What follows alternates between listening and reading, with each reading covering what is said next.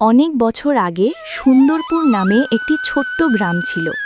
সেখানে মধু নামের এক দিনমজুর তার পরিবারের সাথে বাস করত। মধুর পরিবারে ছিল তার স্ত্রী কমলা আর দুই সন্তান রাকু আর পিয়ালি। অভাবের মধ্যেও ভালোবাসায় ভরা ছিল তাদের ছোট্ট সংসার। মধু কাজ করত মালিক রঘুনাথের জমিতে। রঘুনাথ ছিল ভীষণ লোভী ও চালাক। গরিবদের দিয়ে কঠোর পরিশ্রম করালেও ন্যায্য মজুরি দিতে সে সবসময় টালবাহানা করত। শুনছ, আজ আবার বাচ্চাদের স্কুল থেকে নোটিশ এসেছে, মাসের বেতন না দিলে নাকি আর ক্লাসে বসতে দেবে না। আমি জানি কমলা, কিন্তু যা মজুরি পাই তাতে ঠিকমতো সংসারই চলে না। তুমি মালিক রঘুনাথকে একবার বলো না মজুরি বাড়ানোর কথা। ঠিক আছে, আজই বলবো। আচ্ছা, এখন আমি যাই, না হলে মালিক আমার বেতন কমিয়ে দেবে।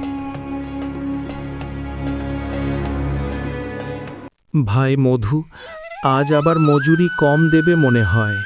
গত মাসে বলল বৃষ্টি হয়েছে, ফসল নষ্ট হয়েছে, তাই মজুরি কম। আমার তো অসুখের জন্য একদিন ছুটি নেওয়ায় অর্ধেক টাকা কেটে নিয়েছে।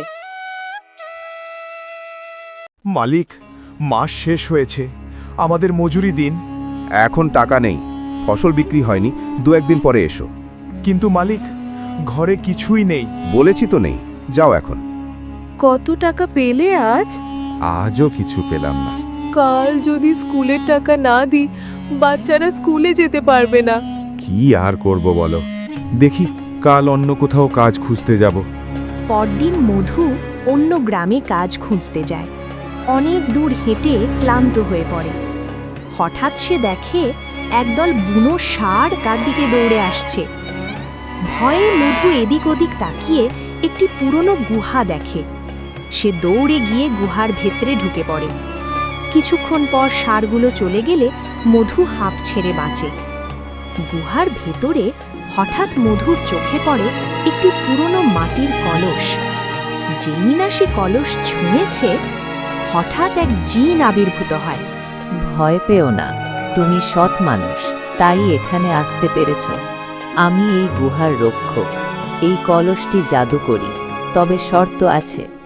এই কলসে তুমি যে জিনিস একবার রাখবে, সারা জীবন শুধু সেটাই পাবে। লোভ করলে সর্বনাশ হবে। মধু মাথা নেড়ে সম্মতি জানায়। মধু কলস নিয়ে বাড়ি আসে। এটা কি? আর তুমি এটা কোথায় পেলে? মধু সব কিছু খুলে বলে। তারপর সব কথা শুনে দুজনে চিন্তা করে, আমাদের সবচেয়ে দরকার ধান।